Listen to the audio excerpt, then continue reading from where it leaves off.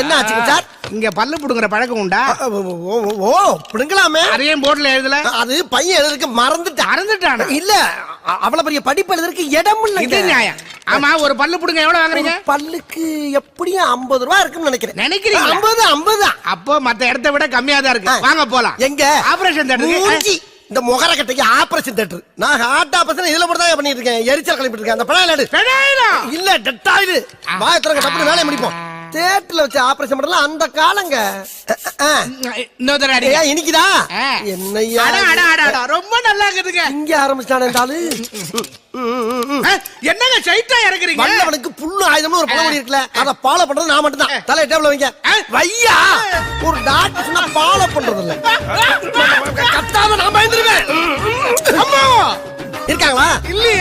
அந்த அம்மா இங்க கூப்பிடுற. இந்த விஷப்பல்ல மட்டும் இன்னும் 2 நாளைக்கு வாய்க்குள்ள இருந்திருந்தா அது குடும்பம் நடத்தி குஞ்சு